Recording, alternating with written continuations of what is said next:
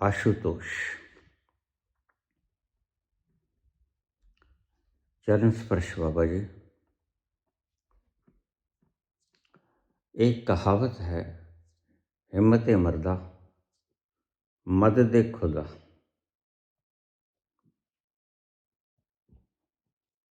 कृपा करके इसका गहरा रहस्यात्मक वर्णन करने का कष्ट करें।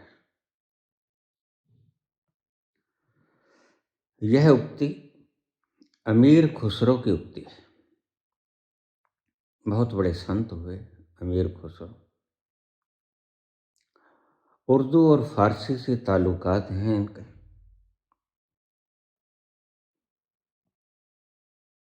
महान पुरुषों के ताल्लुकात किन्हीं किन्हीं अन्य भाषाओं से हो सकते हैं, इसलिए भाषाओं का भेदभाव न किया करो। भाषाएं कन्वर्सेशन में सहायता करने के लिए हैं सिर्फ। तो उर्दू फारसी इस जुबान के लिए प्रसिद्ध है। ये अमीर खुसरो का वाक्य, इसे सूफी संतों की जीवनियों के अंदर भी देखा गया है। इसका अर्थ क्या है बाबा? निश्चित ही जो अर्थ आपको अब तक समझाया गया वो नहीं है।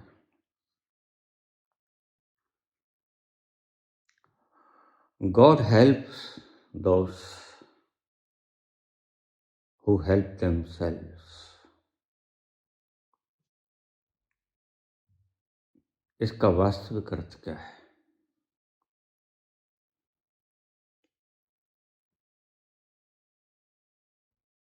हिम्मत मर्दा मदद खुदा।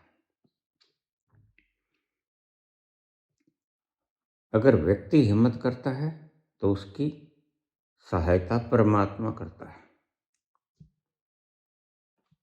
शायद कहीं चूक हो गई समझने वालों से।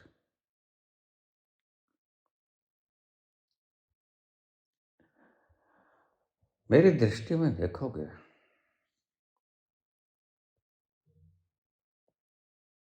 तो खुदा बाद में सहायता नहीं करता। खुदा की रहमत पहले होती है तो हिम्मत आती है। हिम्मत मर्दा मदद खुदा। मैं कहता हूं मदद खुदा तो हिम्मत मर्दा पहले इनायत होती है उस परवरदिगार के, फिर व्यक्ति करता है हिम्मत। अगर परमात्मा तुमसे अपनी शक्ति प्राण खींच ले चेतना, जरा सोचो, पल भर के लिए ठहरो और गहराई से सोचो। परमात्मा अपनी चेतना की शक्ति आपसे खींच ले तो मर्द क्या करेगा? चेतन विहीनता में चला जाएगा, मुर्दा हो जाएगा। फिर या तो दफन कर दिया जाएगा या दहन कर दिया जाएगा।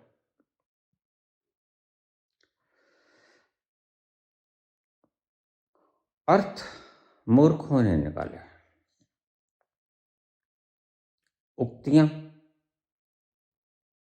संतों की कारित थी।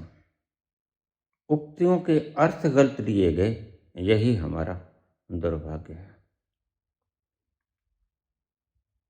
अब हम शास्त्र तो पढ़ लेते हैं और वो शास्त्रों के अंदर जो उक्तियां हैं वो उन संतों की हैं जो दरगाह तक पहुंच गए।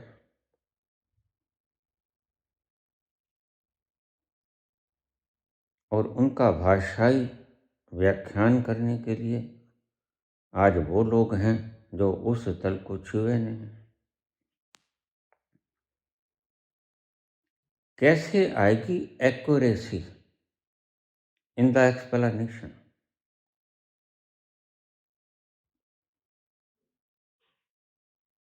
यही कारण है कि हम भटक गए हैं। मानवता आज दुखी है तो उसका कारण यही है कि उसने कहा हिम्मत करो, तो परमात्मा तुम्हारी सहायता करेगा। मैं तुम्हें गलत कहता और कहता हूं, मैं तुम्हें उलट बात कहता हूं। तुम्हारे में साहस तब आएगा जब वह तुम्हें कर्ज देगा, और कर्ज एक ऐसी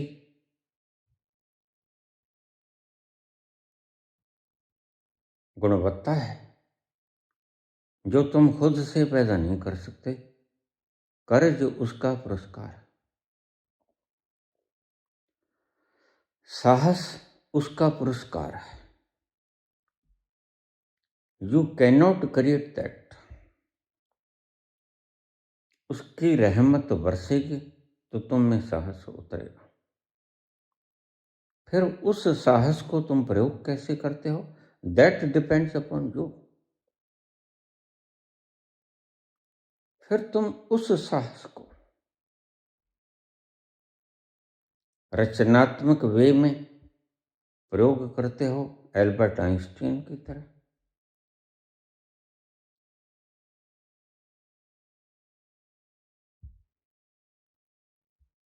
या डिस्ट्रैक्शन के लिए उपयोग करते हो, एटम बम बना के। लेकिन जो हिम्मत आई, प्रेरणा आई, मैंने बहुत से वैज्ञानिकों की बायोग्राफीज पढ़ी। उन बायोग्राफीज से मैंने एक तंत्र निकाला, तत्व। उन्होंने कहा हमने कुछ नहीं कराया। आइंस्टीन तो कहते हैं मैंने तो बिल्कुल कुछ नहीं किया, मैं तो 10 घंटे तो सोता था, खूब मजे से उठता था, और दिन में भी कई बार झपकी ले लिया करता था, अपन कुछ नहीं किया।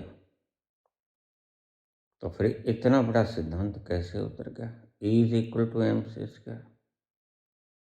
न्यूटन भी यही कहता है, बड़े से बड़े साइंटिस्ट मैरी क्यूरी भी यही कहते हैं, पीरो भी यही कहता है,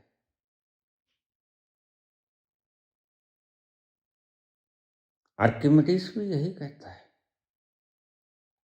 रदरफोर्ड भी यही कहता है। किन्हीं अज्ञात लम्हों में हम बैठे थे, सुस्ता रहे थे, मन ठहर गया था, आराम की घड़ियों में थे, या विश्राम करने जा रहे थे, या विश्राम करके उठे थे।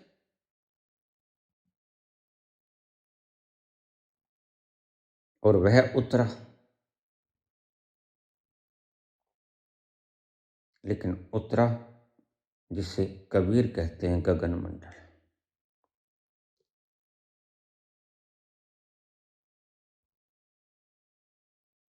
जिसे गोरख कहते हैं गगन मंडल। वहां से उतरा और न्यूरॉन में उतर गया।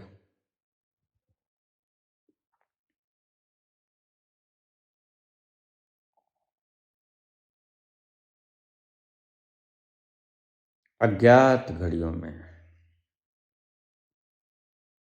In the movements of non business,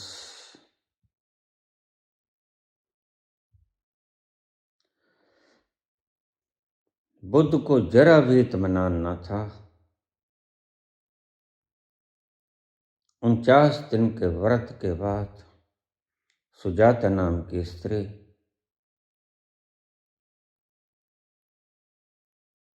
अच्छा खाने पीने का सामान दे गई थी, और तृप्त होके पहले दिन खाया बुद्ध ने। बहुत बढ़िया निद्रा आई।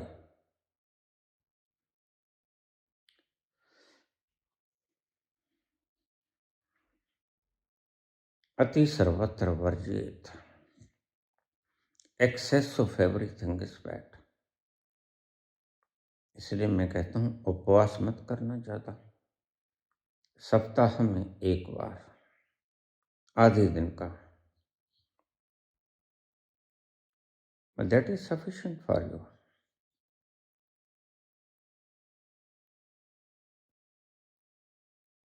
काफी है तुम्हारे लिए।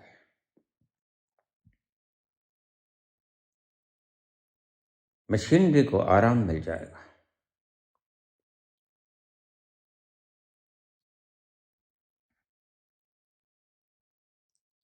तो मैंने कहा या तो आराम की मुद्रा में थे आप, सुस्ता रहे थे, ऐसी अवस्था में थे कि सोने जा रहे थे। अभी कुछ नहीं करना है, बस सोना है। या फिर सारी रात उस चेतना के सागर के पास बैठे रहे बुद्ध, सुषुप्ति की अवस्था में, और सुबह उठे बड़े फ्रेश महसूस कर रहे थे। आज पहली बार खाया था 49 दिन के बाद।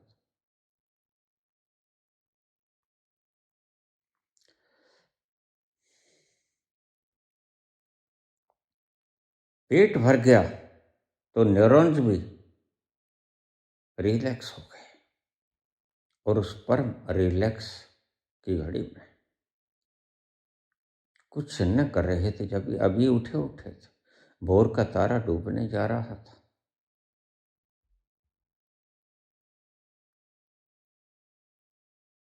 उनकी आंखें उठी भोर के तारे की तरफ, और बुद्ध को ज्ञान हो गया।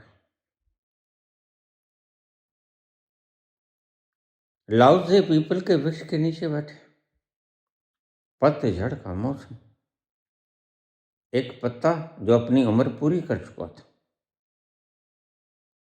वृक्ष की टहनी ने उसे त्याग दिया, और वह झूलता झालता हवाओं के झोंकों के भीतर नीचे गिरा, लाओसे के सामने गिरा, और लाओसे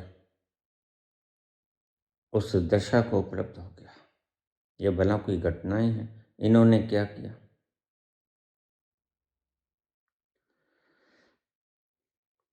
क्या किया इन्होंने? सोकर उठे थे, या सोने जा रहे थे, या आराम से बैठे थे पीपल के वृक्ष के नीचे?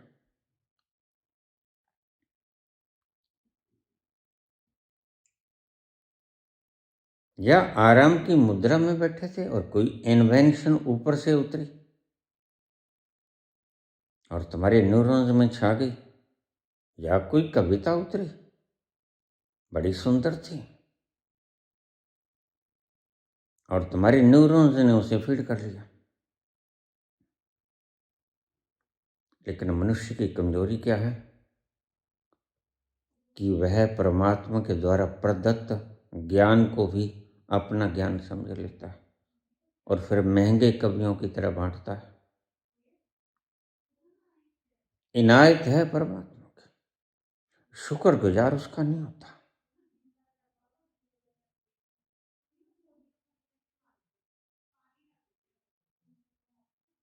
लेकिन संत बेशर्त बांटता है। संत बेशर्त क्यों बांटता है? कवि बेशर्त क्यों नहीं बांटता? संत जानता है मेरे प्रयास से नहीं मिला, तो बांटने में हर्ज भी क्या है? कवि के भीतर कहीं ना कहीं ये कड़ी अड़ी रहती है कि ये मैंने कमाया है, बस तुम उसकी दांतों पर अपनी मोहर लगा देते हो। तुम्हारे दुख का मात्र यही कारण है, दिया उसने, स्टैंप तुम लगा देते हो।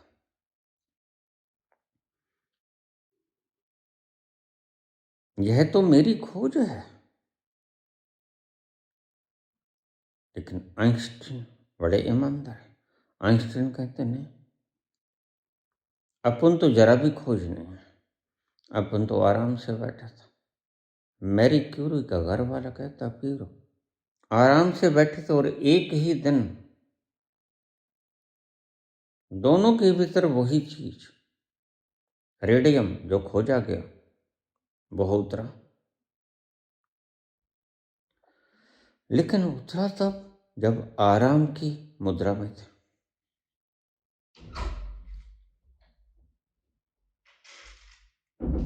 उस वक्त तुम कुछ नहीं कर रहे थे। कवि इसे पकड़ नहीं पाता, ऋषि इसे पकड़ लेता है। नहीं, ये मेरा कुछ मैंने नहीं किया, यह तो आया है कहीं अज्ञात स्रोतों से, इसमें मेरा कुछ भी तो नहीं है।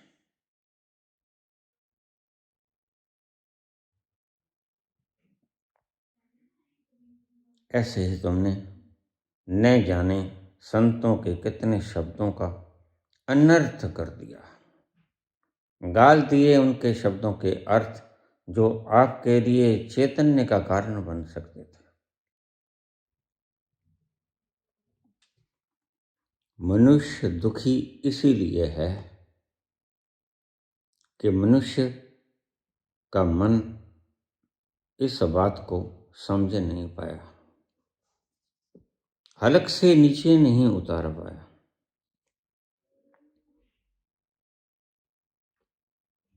यही मनुष्य खो गया। यही मनुष्य ने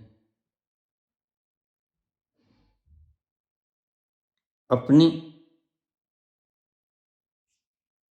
प्रज्ञा को खो दिया। ऋषि जानता है मेरा इसमें कुछ नहीं, ऊपर से उतरा है गगन मंडल में।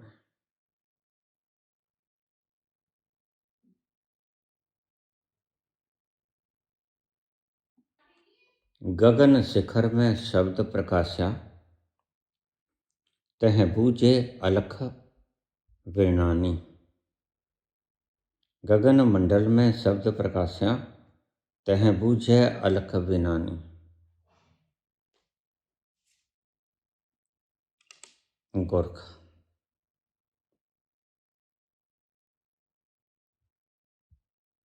इसका अर्थ करते हैं, बिल्कुल सही सटीक अर्थ करते हैं। गगन मंडल से आता है जो अज्ञात है, रहस्यमयी है।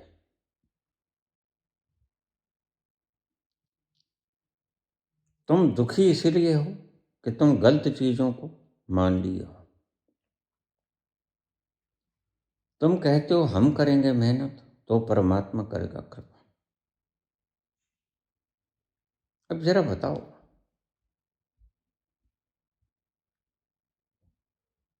थोड़ा शांत होकर सुनना। तुम्हारा भटकता हुआ, भागता हुआ मन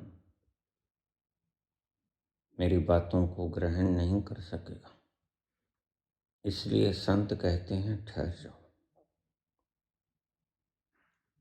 ठहर के सुनो, भागते भागते बात सुनी नहीं जाएगी, और सुन लोगे तो गुनी नहीं जाएगी। और ठहर के सुनना, रुक जाओ फिर सुनो।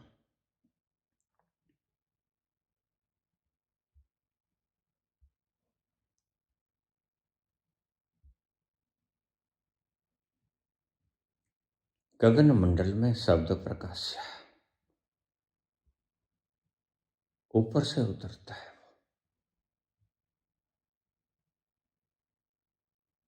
अमीर खुसरो कहते हैं,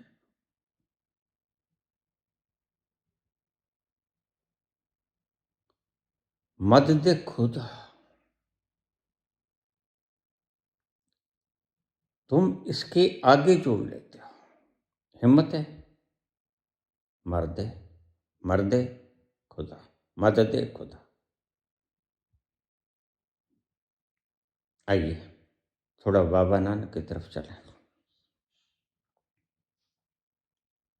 बाबा नानक कहते हैं पहले वो कृपा करता है, कर्मी आवेगा पड़ा।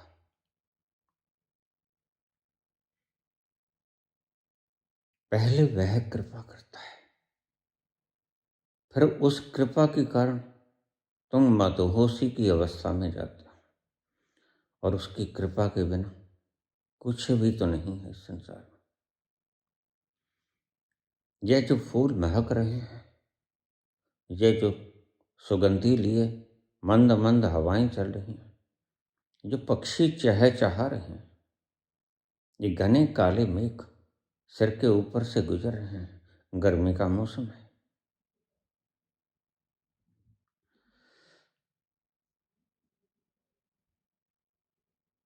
यह जो मोर खिलखिलाता हुआ नाचता है,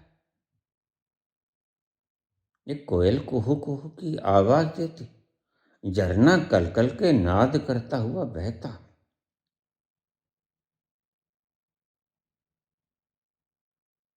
मां गंगा सुंदर मंद मंद गति से अपना प्रवाह जारी रखे। संत कहते हैं ये सब उसकी कृपा है। नानक कहते हैं कर में आवे कपड़ा। यह मानस का तम उसकी कृपा से मिला। यहां थोड़ा ठहर जाए, ठहर जाते हैं। तुम कहते हो मानस का तम हमने पाया।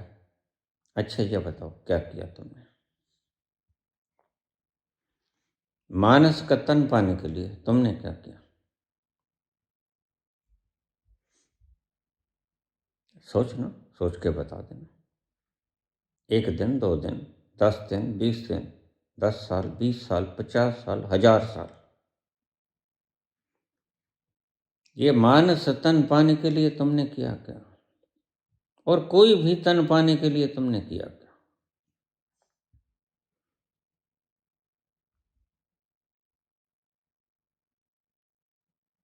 कर्मी आवे कपड़ा। मानस तन 100% कॉन्शियसनेस लेवल को छू सकता है। उसकी संरचना ही ऐसी है बाहर भीतर की। लेकिन तुम जो कहते हो हिम्मते मर्दा, क्या हिम्मत की थी तुमने?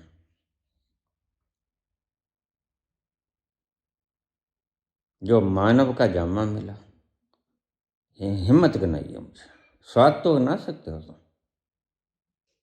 हिम्मत गनाइए। क्या ये हिम्मत थी, या विकार में फंस जाने का स्वाद था? इसलिए परमात्मा ने काम वासना को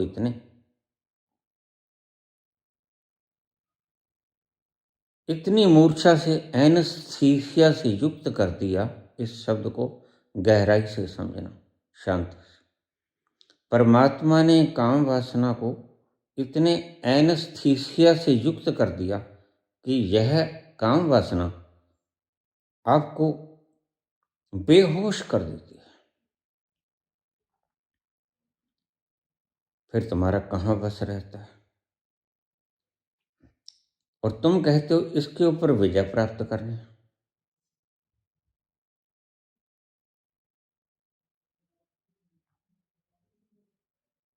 यही सबकी मुसीबत है। सारी दुनिया आज, पहले दुखी थी, आज भोग रही है। उसने कहा क्यों दुखी होते हो पागलों? समझदार डॉक्टर ने कहा इसको गिराने से कुछ नहीं होता है, जरा भी नहीं बिगड़ता है, तुम मजे से किया करो, 7-7 बार किया करो रोज।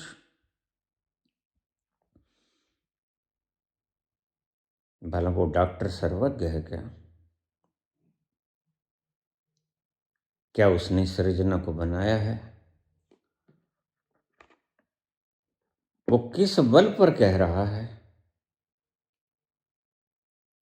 तुमने अगर एक बार सभी धातुओं के रस को, वीर्य को गंवा दिया,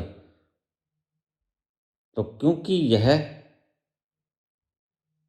संसार को जारी रखने के लिए अनिवार्य प्रक्रिया है, तो सबसे पहले शरीर इसकी संरचना करेगा, भूल जाएगा और चीजों को।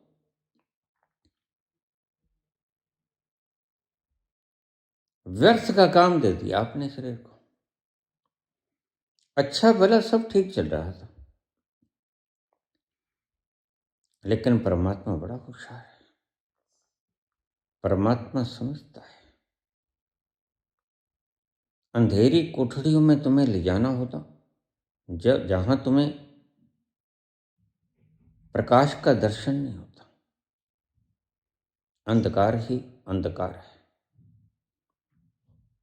एनेस्थीसिया दे दिया गया, फिर तुम्हारे शरीर को जैसे चाहे काटे पीटे जाओ।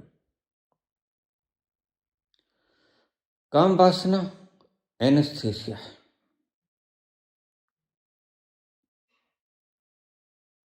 और इस काम वासना के ऊपर विजय प्राप्त कर लेना,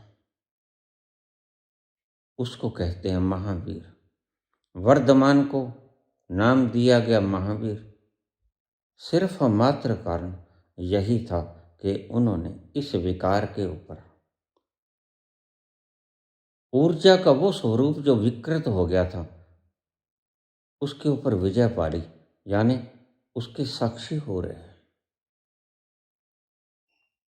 उसके ऑब्जर्वर हो रहे, उसके देखने वाले हो गए। अगर उन घड़ियों में तुम जाग सको तो वो घड़ियां तुम्हारे लिए मुक्ति का साधन बन जाएगा। यही है सारे तंत्र की रस, सारे तंत्र का रहस्य यही है। अगर तुम उन घड़ियों में जाग सको, लेकिन तुम कहाँ जागते हो? तुम तो सो जाते हो।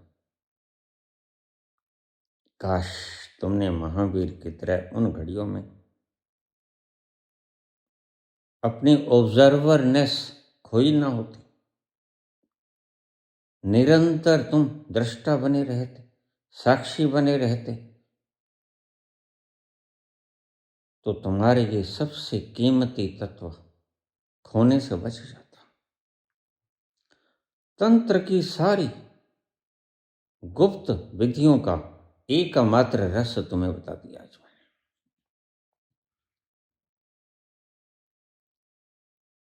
और उस दिन तुम जाग जाओगे और उसी का गहन अध्ययन किया महात्मा गांधी ने। न जानने वाले लोग यथा दृष्टि तथा सृष्टि, भीतर उनके काम वासना भरी पड़ी, दबा रखी, उघड़ ना जाए इसके सब इंतजामात कर रखे, किसी को पता ना चले, बस मैं ब्रह्मचारी हूं।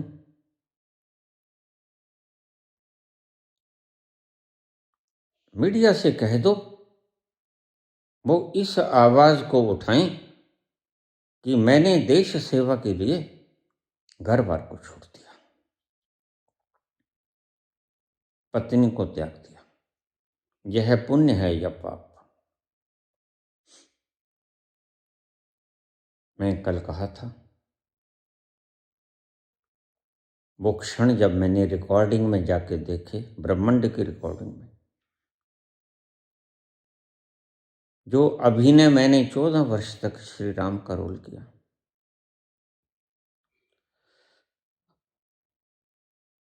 और मैं क्योंकि एनलाइटेंड था एट दैट टाइम, और आफ्टर एनलाइटनमेंट शायद धरती के ऊपर पहला व्यक्ति जिसने लीला खेली हो भगवान राम की।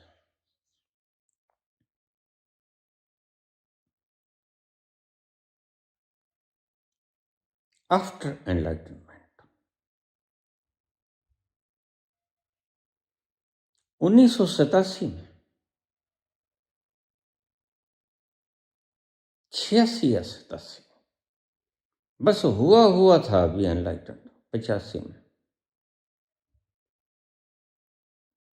मुझे अच्छी तरह से याद नहीं है, सन अच्छी तरह से याद नहीं। और हमारे यहाँ राम नाटक क्लब के 2 फाड़ हो गए थे, राम का रोल नहीं मिल रहा था हमें। तो मेरे घर के ऊपर राम नाटक क्लब के बहुत से सदस्य आ गए,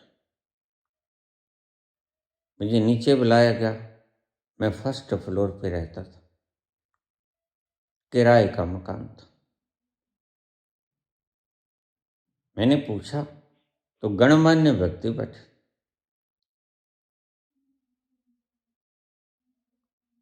वो मुझे कहने लगे, बेनती करने लगे, हाथ जोड़ लिए, आपसे एक प्रार्थना करने आए, और प्रार्थना भी ऐसी करने आए हैं जो आप इनकार नहीं करोगे, ये वचन दो।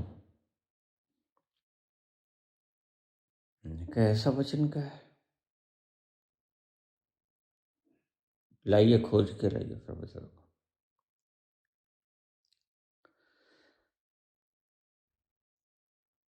मैंने कहा, आप हमारे चाचू प्यारेलाल जी, वैसे मेरे पांव हाथ लगाते थे, लेकिन अग्रवाल थे, रिश्ते में बड़े थे उम्र में, तो हम उन्हें चाचू कहते थे प्यार से। राम का रोल बड़ा प्यारा करते थे, नाम भी प्यारेलाल ही था, प्यारेलाल गर्ग का। मुझे कहते, बाबा एक विनती मैं करता हूँ, इनको तो छोड़ दो, ये तो बच्चे। मैंने राम का रोल किया, अब मैं वृद्ध हो गया, हमारा क्लब बाइफरकेट हो गया है, हमारे पास राम का रोल नहीं। मैंने कहा, रोल करूं राम का? कहते, हाँ, आवाज बड़ी प्यारी है आपकी, मिस्री सी बोलती है, कितना मजा आएगा अगर आप राम का रोल करोगे। मैंने कुछ देर के लिए सोचा,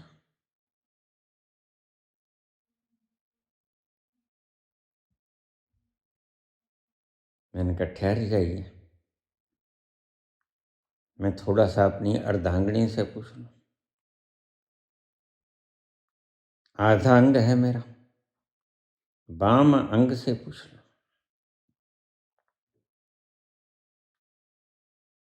कहते, पूछ लो। मैंने धर्मपत्नी से पूछा, राम का रोल करना है? तो आगे धर्मपत्नी भी मजाक कर रही थी, कहती, फिर कहीं त्याग तो नहीं दोगे? मैंने कहा, नहीं, ये रोल मैं नहीं करूंगा, वायदा।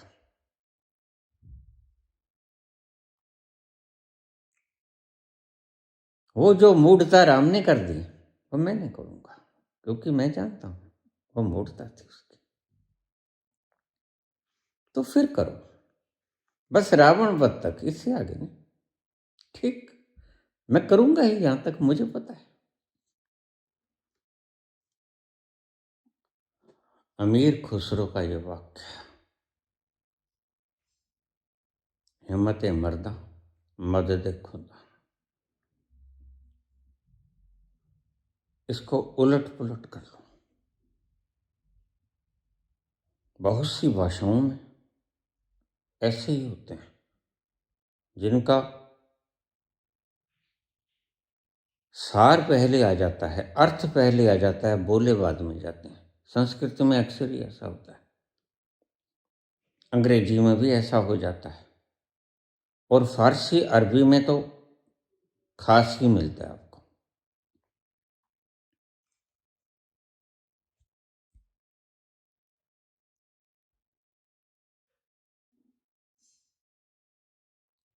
तुमने कुछ सोचा? नहीं सोचा। हिम्मत मर्दा मदद खुदा, मैं कहता हूं पहले मदद करता है खुदा, फिर हिम्मत आती है बंदे में। तुम्हारी व्याख्या करता कुछ भी कह ले, तुम्हारे जन्म में तुमने कुछ हिम्मत नहीं की, अगर की हो तो बता दो। आज तक धरती पर जितने मानव हुए,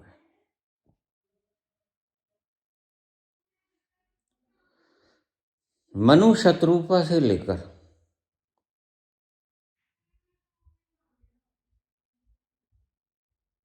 या आदम ईव से लेकर आज तक मानव जामा पाने के लिए अगर किसी ने कुछ भी कभी किया हो, तो उसको मैं प्रार्थना पूर्वक फरियाद करता हूं कि वे मुझे बता दे कि उसने क्या किया। अगली पीढ़ी को जन्म देने के लिए मात्र उन्होंने स्वाद लिया, उससे तुम्हारा जन्म हुआ। कितनी कितनी पीढ़ियों से हमारे बाप दादे जब बदमाश थे, उस हिसाब से, जिस हिसाब से संगी कहते हैं ना कि शादी मत करो, यह बदमाशी है, तो ये बदमाशी नहीं है जो शाखाओं में तुम बच्चों का शोषण करते हो। अच्छा माल मिलता है, बाहर से फंड बड़ा आ जाता है, और फंड हराम का होता है, इसलिए अच्छा माल खाते हैं, ऐसी थोड़ी 56 इंच हो जाती है। और फिर वो रात को निकालेंगे कहाँ? बस यहीं से नफरती कहानियां शुरू होती हैं। हराम का माल है, दान में आ गया, मुफ्त में आ गया। वो टाटा बिरला ने दिया या अडानी अंबानी ने दिया, इससे कोई फर्क नहीं पड़ता, चंदा है। और उन्होंने चंदा दिया तो किसी कारण से दिया। अब कल मुझे कोई पूछ रहा था, ये बाबा जो वैक्सीन लगाई गई, मैंने बाबा से पूछा वैक्सीन लग रही थी तब, और मैंने अपने जिसने भी मेरे संबंध ताल्लुकात थे, उन्होंने मुझसे पूछा बाबा वैक्सीन लगवा लें? मैंने कहा बिल्कुल मत लगवाओ। बाबा कहते नहीं लगवानी है। अब इसको साइकोलॉजिकली मैं कुछ नहीं बोलूँगा, क्योंकि बहुत से लोग मानसिक रूप से कमज़ोर होते हैं।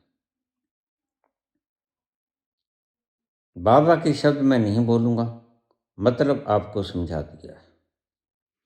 ये जो आजकल कोई हट्टा कट्टा बच्चा प्रेस कर रहा है, वो गिर पड़ता है, ये सब दुष्परिणाम है। पहले कब कहाँ ऐसा हुआ करता था, ये सब परिणाम है वैक्सीनेशन का। तो पूना वाले ने 400 करोड़ रुपया इलेक्टोरल बॉन्ड में ऐसे ही तो नहीं डाला।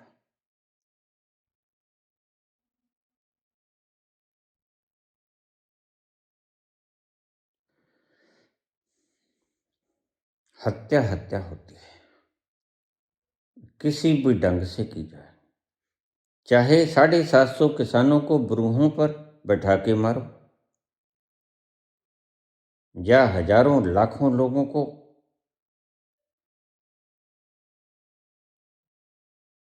वैक्सीनेशन देके मारो। इस वैक्सीनेशन का प्रभाव तुम्हें गुलाम बनाने के लिए किया गया।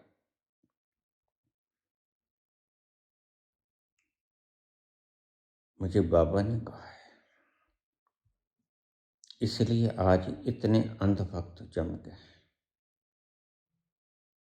मैंने कल अपने शिष्य से कहा,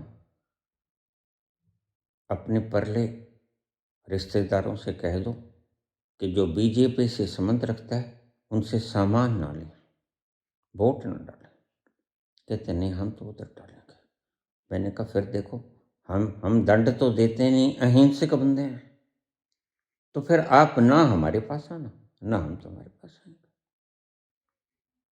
खुदा खैर करे, तुम अपने घर मस्त रहना, हम अपने घर मस्त रहेंगे। कोई विपत्ति का वक्त आ गया, हम तुम्हारे पास नहीं आएंगे, और कोई विपत्ति का वक्त तुम्हारे ऊपर आ गया तो हम आपको कुछ पूछेंगे नहीं। यानी अपने टाटा बाय बाय।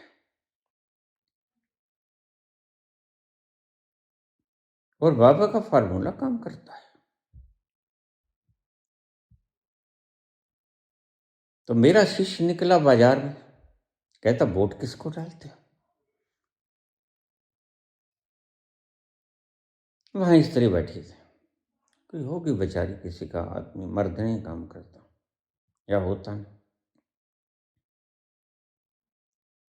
या भाग गया होता है छोड़ के। ऐसा मत करो। तो कहती वोट, वो कहता वोट किसको डालता है?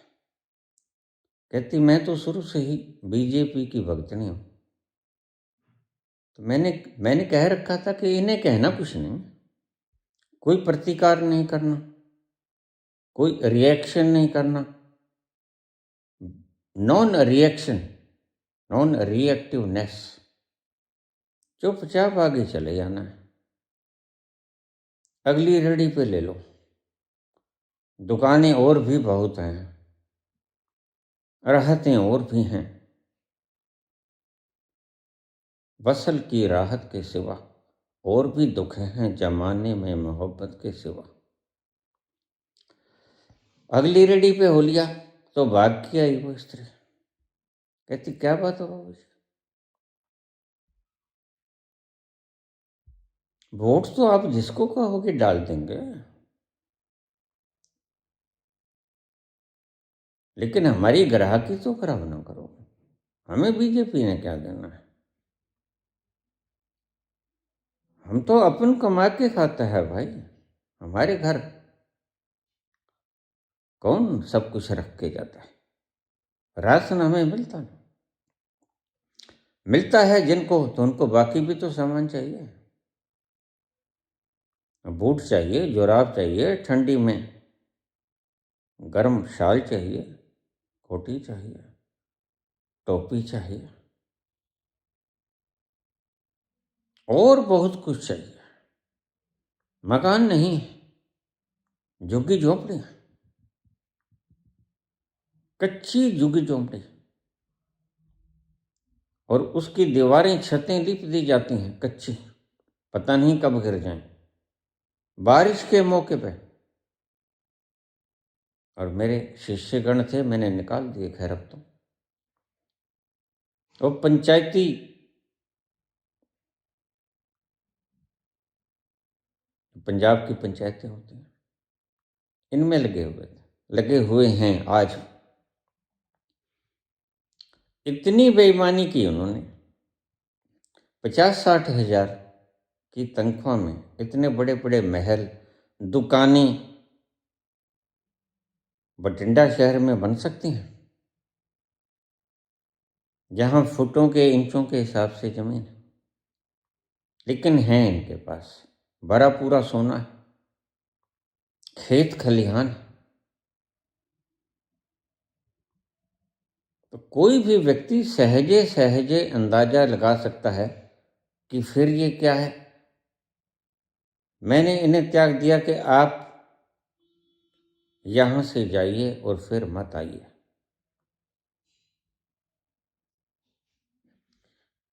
यहाँ जाइएगा न फिर आइएगा। हम उल्टे भी हो जाते हैं। कृपा करो तशरीफ ले जाओ, ये पनौती हैं, पनौती का अर्थ। केते चोर हराम खोर, केते जबर कर जाहि जोर। कितने चोर हैं, कितने हराम खोर हैं, तुम्हारे टैक्स के पैसे पर वो दुनिया घूम लेते हैं।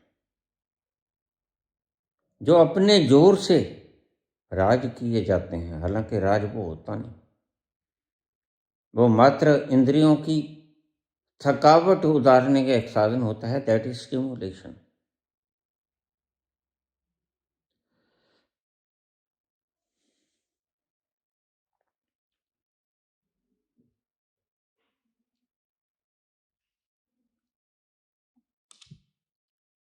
बहुत से प्रश्न ऐसे आए, बाबा अगर 25 करोड़ आपने दे दिए, लोग काम नहीं करेंगे। मैंने कहा तुम अब कह रहे हो, जब 25 करोड़ आ गए ना बेटा, तो फिर देशभक्ति भीतर से उठेगी। ये लोग जिन्होंने बिना किसी लोभ लालच के सिर कटा लिया, फांसी के तख्ते चूम लिए, और जो लोग कहते हैं कि भगत सिंह की फांसी क्यों नहीं रुकवाई, पहले भगत सिंह से तो पूछ लेते जाके। तुम उसकी शहादत को कमजोर कर रहे हो, तुम भगत सिंह को कायर बना रहे हो अपने जैसा। यथा दृष्टि तथा सृष्टि, तुम समझते हो सावरकर ने माफी मांग ली तो भगत सिंह भी माफी मांगने को तैयार था, बस उसे कोई माफी दिला देता। अरे भाई, माफी देने को बिल्कुल तैयार था इरविन। इरविन ने सशर्त माफी देने की शर्त रख दी थी, मान लिया था, समझौता हो गया था। अब तुम्हें अंदर की बात, क्या तुम्हें सारी चीजें बताई जाए? राजा अपनी बात को, या जो आपका नेतृत्व करता है, वो सारी बातों को आपको बता दे। इत्तेफाकन ये तो मैं आ गया, अगर ना आता तो ये बातें आगे चल चल के पता नहीं कहाँ होती, और फिर वहां होती कि गोली तो मारी थी गांधी ने और शहीद हुआ गोडसे और फांसी के ऊपर लटका महात्मा गांधी, सारी न्यायिक प्रक्रिया चली महात्मा गांधी के विरुद्ध। ये इतिहास हो जाता जैसे बदलने की तासीर तुमने चालू कर रखी। इत्तेफाकन ये भी ईश्वर की कृपा ही है, लीला है।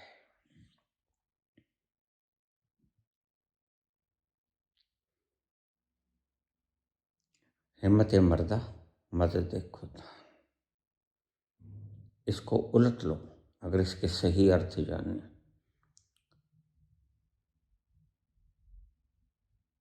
पद्य में बताई गई बात गद्य से ही हल हुआ करती है। पद्य में शब्दों का तालमेल, भार, मात्राएं पैरेलल करने के लिए कवि बहुत कुछ करता है। शब्दों को आगे पीछे नाप तोलता है, भार बैठाता है। लेकिन गद्य में साफ साफ बातें कही जाती हैं, इसलिए गद्य आज की भाषा है। पुरानी भाषा थी पद्य, उससे तुम कुछ ज्यादा समझ नहीं पाई, इसीलिए समझदारों ने गद्य का निर्माण किया। सीधा सीधा बोलो, सरल बोलो। पद्य की भाषा में बोले कृष्ण तो उनके हर छंद में, हर श्लोक में आपको एक मुरली की धुन सुनेगी। बैलेंस बैठाया हुआ है। तुलसीदास के रामचरितमानस में बैलेंस बैठाया हुआ है। कहाँ सोरड़ा, कहीं छंद, कहीं चौपाई, कहीं दोहा, बिल्कुल छंद बैठाए हुए हैं।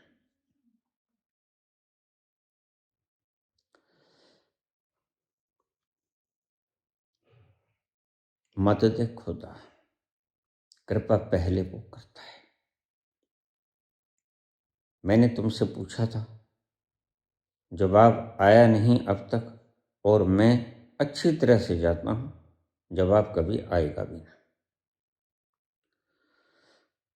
तुमने ये मानस शरीर पाने के लिए क्या प्रयास किया, बता दो।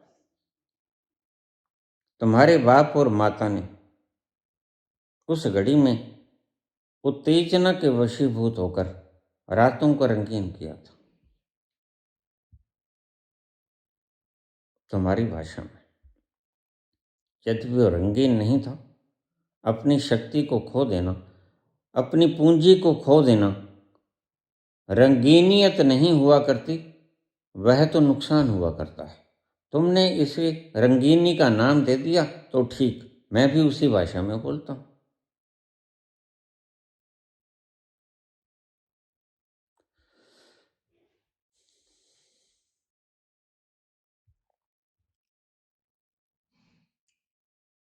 नदरी मोख दवार, कर्मी आवे कपड़ा, उसकी कृपा से मानस का जामा मिलता है। यानी अब हम रस पे आ जाएं। मानस का जामा पाने के लिए तुम्हारा कोई प्रयास नहीं, यद्यपि तुम्हें संतों के बहुत से वचन मिलेंगे ऐसे, वो संत के वचन नहीं। वो संत ने वचन जो बोला होगा उसको बिगाड़ा तगाड़ा गया। गुलामी के वक्त में बोला होगा जो गुलामी के वक्त में तोड़ मरोड़ लिया गया होगा। संत ने तो ठीक ही बोला होगा।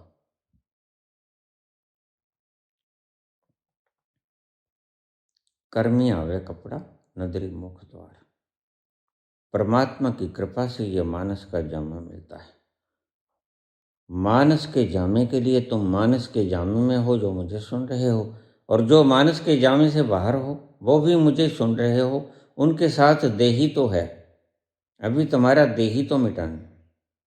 तुम भी मुझे सुन रहे हो, ध्यान से सुन लो। वह मानस का जामा अब जब तुम्हें मिलेगा उसमें तुम्हारा कुछ भी नहीं होगा। और प्रकृति अपने ढंग से तुम्हें मानस का जामा दे देगी। तुम भीतर बाहर के ऑर्गन अपनी मर्जी से नहीं बना सकते, बल्कि आपके कर्मों के हिसाब से प्रकृति बनाएगी गर्भ के अंदर। तुम्हारा उसमें कोई योगदान नहीं होगा।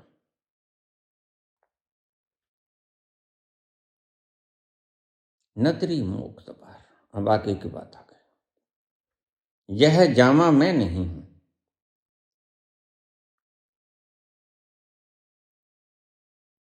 यह गुरु कृपा से ही पता चलता है।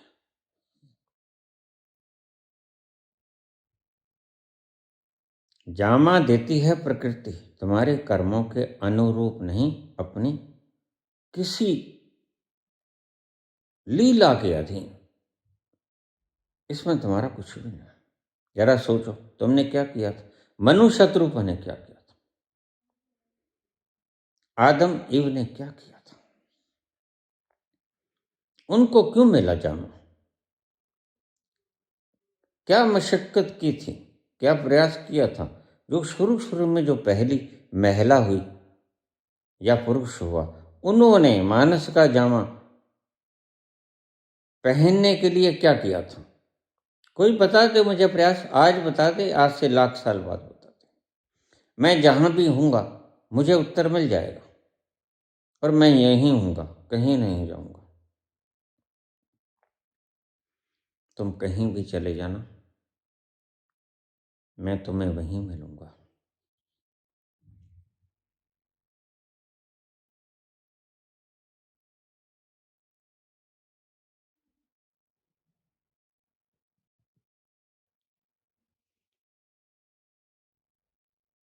तुम कुछ भी कर लो, तुम्हारे सब प्रयास बेकार हैं। इसलिए बाबा नानक ने कहा, तुम मुक्त होने की इच्छा रखते हो दुख से। आज ये वाक्य सरे आम हो गया है कि बाबा मैं मुक्ति चाहता हूं। मैंने कहा किससे? कहते हैं इन बंधनों से। तो मैंने कहा जब तुमने ये पता कर लिया कि ये बंधन दुख का कारण है, तो बंधन तो तुमने ही बांधे हैं, तो तोड़ भी दो इनको। ये बंधन तुम्हारे ही तो हैं, तुम्हारे नहीं है बंधन। लड्डू गोपाल बेटा दे देता है,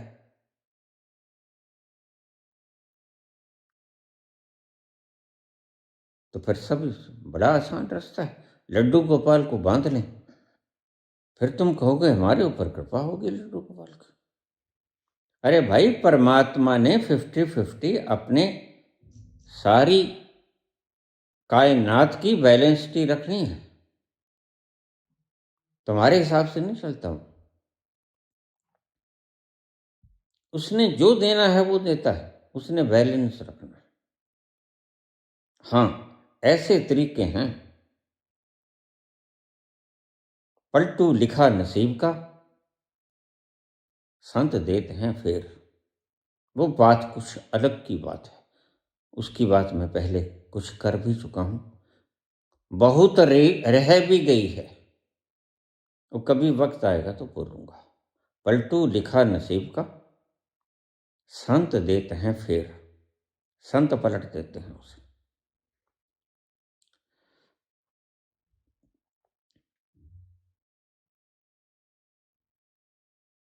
हिम्मत मर्दा मदद खुदा,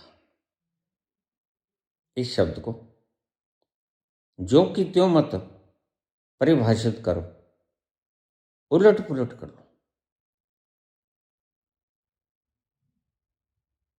मत दे खुदा, पहले परमात्मा आप पे कृपा करता है,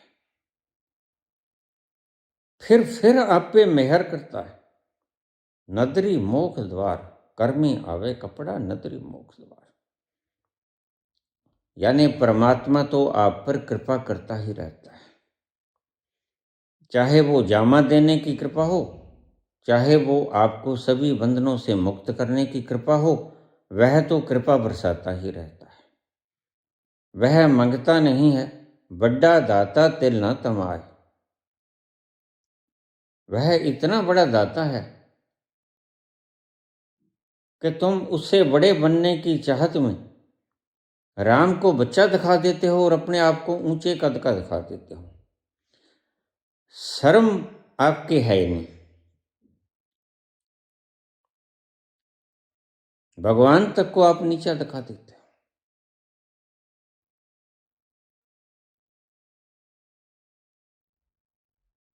ये अहंकार की आदत है, और अहंकार एक व्याधि है, अहंकार एक रोग है।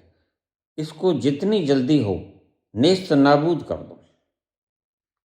तो संत अगर कहते हैं अहंकार को खत्म कर दो, तो संत हिंसा की बात नहीं कर रहे हैं। यद्यपि मारपीट की बात, हिंसा की बात हुआ करती है। संत कहता है मार डालो अहंकार को,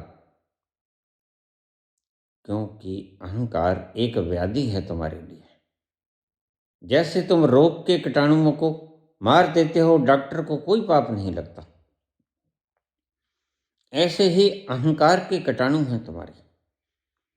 अहंकार का इल्यूजन है तुम्हारे में, वहां तो कोई पाप भी नहीं लगता, क्योंकि यह बिल्कुल सपने की तरह है, और सपने को तोड़ना होता है। तुम्हें सपना आ रहा है, सुंदर आ रहा है या बुरा आ रहा है, और कोई तुम्हें झंझोड़ के उठा दे और तुम्हारा वो सपना टूट गया, तो क्या कोई हानि हुई तुम्हारी? कोई किसी का वध हुआ, कोई हिंसा हुई, कोई कत्लो गारत हुई, कुछ ऐसा हुआ जिसको तुम पाप कह सकते हो? नहीं, बस तुम सोए थे, सोए सोए अपने मनस पटल पर चलचित्र देख रहे थे, और तुम अपने आप ही को भूल गए थे, और उस व्यक्ति ने किसी कारणवश तुम्हें जगाया और तुम जग गए। यह कोई हिंसा नहीं।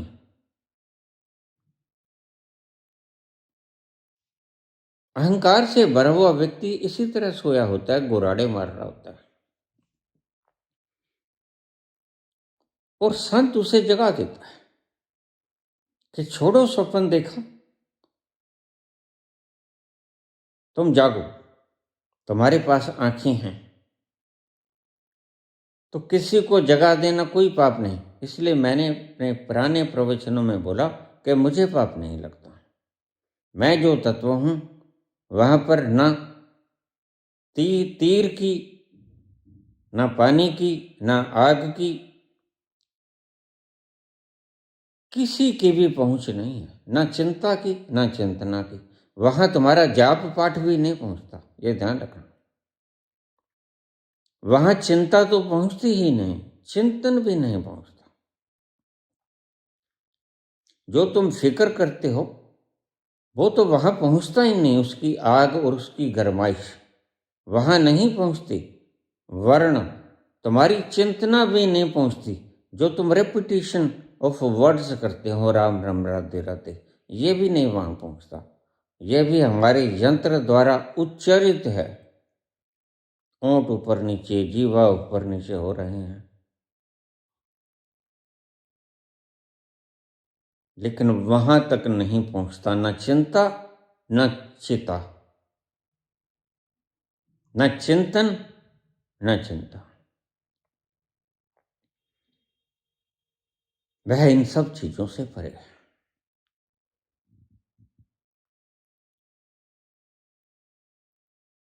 हिम्मत मर्दा मदद खुदा।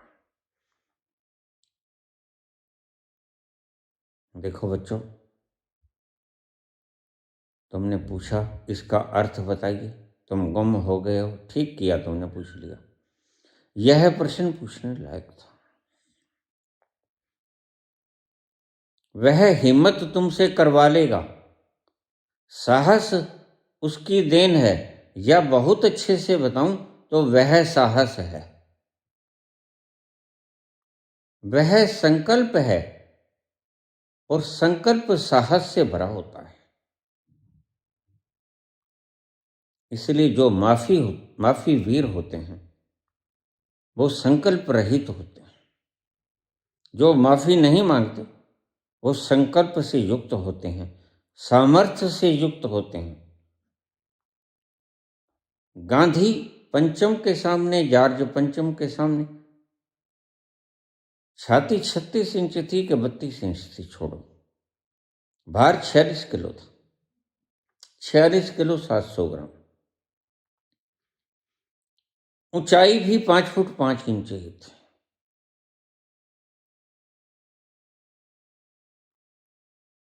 हड्डियां निकली हुई, कोई मांस मज्जा भी नहीं थी। मैं गोडसे से कहूंगा, कहा करता हूं, अरे तूने बंदा भी मारा तो क्या मारा, ये कोई बंदा था? तूने हार्ड मारे, मांस तो था ही नहीं। तू ठीक से बंदा तो चुन लेता। अच्छा, जिसके थोड़ा सा चर्बी तो चढ़ा होता। हंसो मत। चर्बी वाले लोग हैं भाई हमारे देश में, बहुत है, और अपने आप को मस्कुलर बॉडी कहते हैं। जहाज के ऊपर दिखाने के लिए खूब तेज गति से चढ़ते हैं। तो वो चुन लिया होता कोई अच्छा सा बंदा। तुमने लटकना ही था। अगर शहीद होने की इच्छा ही हो गई थी तो फिर किसी अच्छे मस्कुलर बॉडी को ढूंढ लेते। इसको भी मारा तो क्या मारा, यह कोई बंदा था? अरे मत हंसो भाई, यह तो बेचारा बड़ी मुश्किल से लाठी का सहारा लेके चलता था। 2 सहारे लेकर तो इसे 10-20 कदम तय करने होते थे। इतना बूढ़ा 78 साल का, 2 साल बाद 80 का हो जाता। अब तुम देखो 80 साल के बूढ़े को मारना क्या बहादुरी है क्या? और फिर कहते भागा नहीं है। अरे भाई भागने कौन देता? कोई भाग नहीं देता, भाग के देख लेता। और बाहर पुलिस खड़ी थी भाई, ठीक है, नहीं निगरानी करके अंदर आने दिया, गांधी का हुक्म था।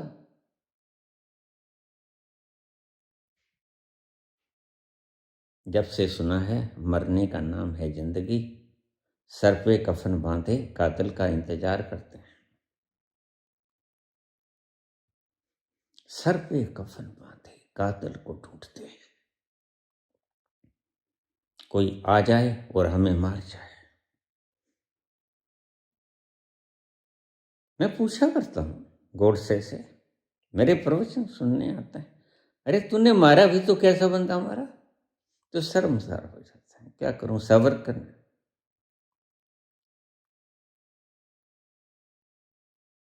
वो भी मर गया और मुझे एनलाइटनमेंट, वो 66 में मर गया, मुझे एनलाइटनमेंट 85 में वाली। नहीं, उससे पूछ लेता मैं, हाँ? तूने बंदा मरवाया तो कैसा मरवाया, यह कोई बंदा था?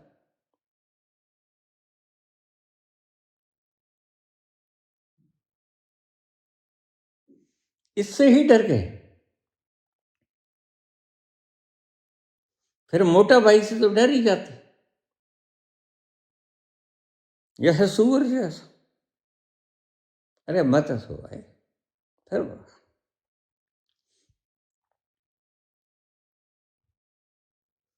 हिम्मत मरता मत देखो था।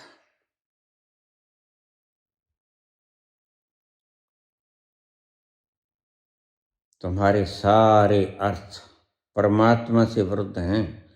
हाँ, इनको अंडरलाइन करो। तुम्हारे संतों के सारे अर्थ, संतों के शब्दों के बोले के सारे अर्थ परमात्मा के विरुद्ध जाते हैं। जबकि आज तक तुम मूढ़ हो, तुम्हें यह भी नहीं पता चला कि संसार का एक कण भी तुम बनाने में समर्थ हो। मिट्टी का, जल का, वायु का, बस तुम विकृत करने में समर्थ हो। इसलिए बाबा नानक कहते हैं, देखो इन तीन चीजों को खराब मत कर देना। पवन, गुरु, पानी, पिता, माता, धरती, महत्व, और तुमने तीनों को षडांत कर दिया। मैं शराब की सारी फैक्ट्रीज बंद कर दूंगा। जो पानी नमामि गंगे की बात करते हो, कोई 20,000 30,000 करोड़ देश का बर्बाद करने की आवश्यकता नहीं। एक तो जिसने गंगा स्नान करना हो अपनी बाल्टी साथ लेके आए, या उनको बाल्टियां वहां मिलेंगी। गंगा के भीतर नहीं कूदना, बाल्टी भरो। मैं जब भी कभी नहाया हूं गंगा में, वहां जो लगी होती हैं संगल से, मैंने कभी उसका सहारा लेके कूदा नहीं उसमें। बाल्टी ली है वहां से, गंगा जल है, और बाहर ही नहा लिया। हर हर गंगा ही तो कहना होता है, बस पवित्र हो गए। वो जो रेंजेस थी इसके भीतर, जो कोई संत कभी समा गया था, वो आज तक चल रही हैं। जब भी कभी मैं नहाया तो मैं बाल्टी से नहाया।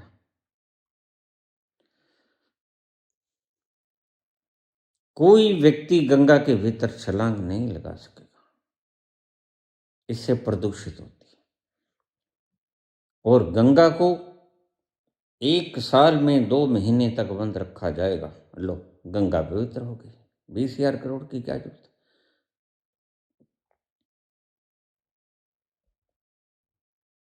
कोरोना काल में मुझे बाबा कहने लगे, जब आए मुझे आदेश दिया उन्होंने, तब मैं ठीक ठाक था। उस वक्त शरीर को छोड़ दिया करता था, एस्ट्रल ट्रेवलिंग बड़े मजे से करता था।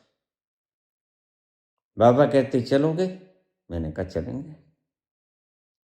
कहते फिर चलो।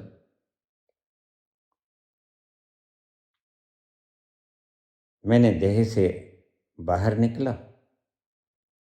सिल्वर कॉर्ड से आदमी जुड़ा रहता है, ये बातें आपको मैंने बहुत पहले बता दी हैं।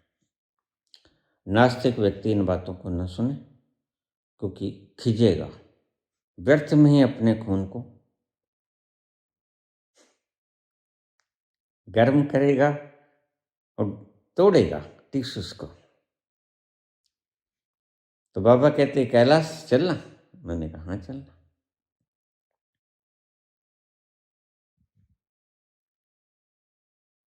हम चले, रास्ते में गंगा पड़ी। कहते ये देखो गंगा तुम्हारी। ऐसा निर्मल जल, वहां नीचे पड़े सिक्के नजर आ रहे थे।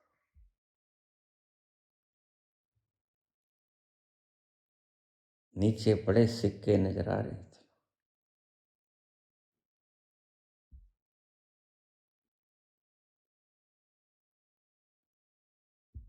क्यों? बहुत दिनों से वहां कोई आया ही नहीं था लॉकडाउन के कारण। ये बात मैं 2021 की कर रहा हूं।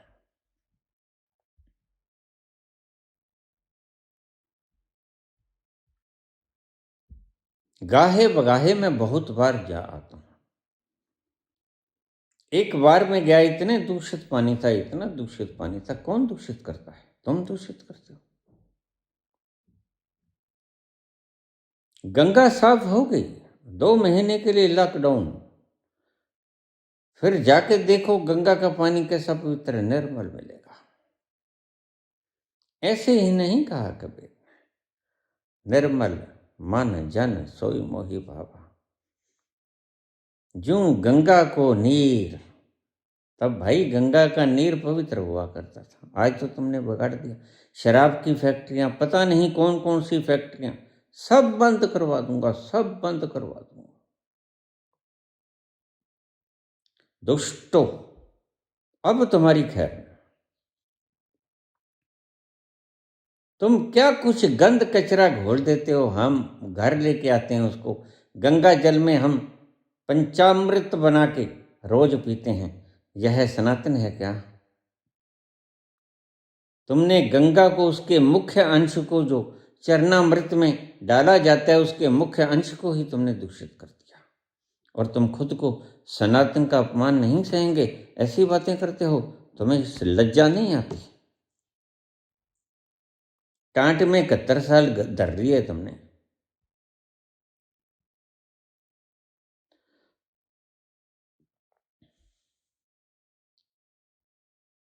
पहले कृपा करता है ईश्वर, तो कृपा किस चीज की करता है, हम इस बात पे आ जाए। ईश्वर संकल्प का स्वरूप है। चेतना संकल्प में कोई फर्क नहीं। और जब वो आपको चेतनता में वृद्धि करता है तो आपकी साहस में वृद्धि होती है। अब ये वैज्ञानिक दृष्टिकोण को अच्छी तरह से समझ लो आप। वह संकल्प की, साहस की मूर्ति है, सागर है।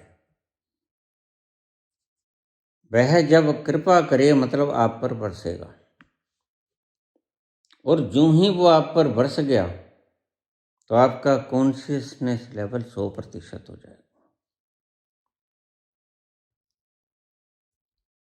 और कॉन्शियसनेस लेवल 100% हो जाएगा तो आपका डेयर, करेज 100% हो जाएगा।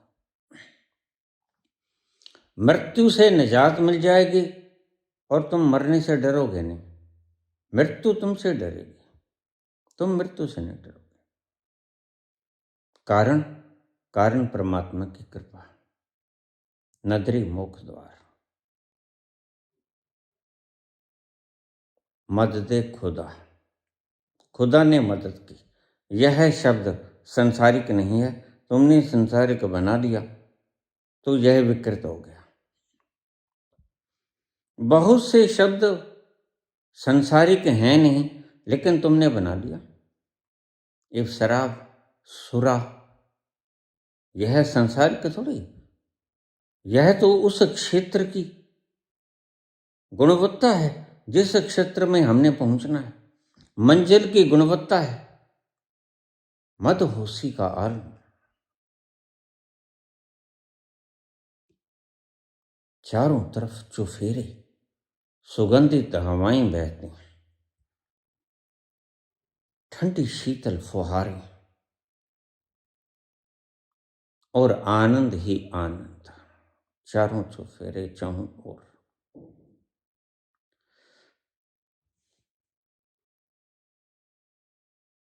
उमर खैयाम,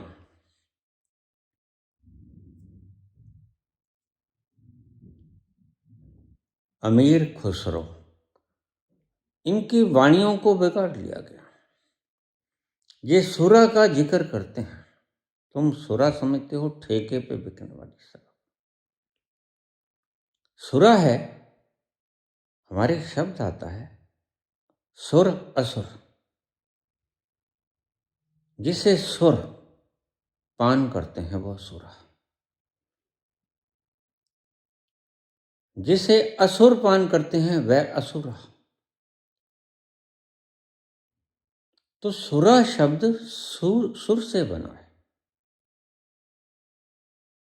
जो सुर यानी मदहोशी को पी जाता है, उस शराब को पी जाता है।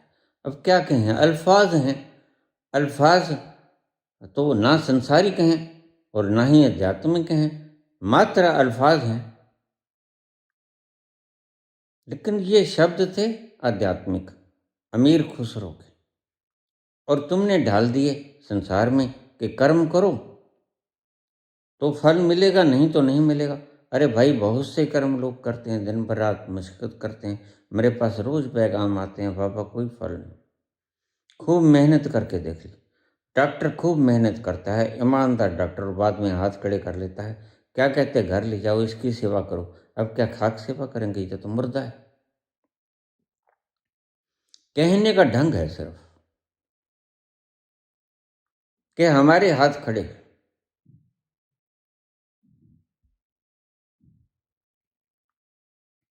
यह शब्द है अमीर खुसरो का, और अमीर खुसरो आध्यात्मिक व्यक्ति हैं, परम ऊंचाइयों को छुए हुए गगन मंडल पर विराजमान हुए हैं।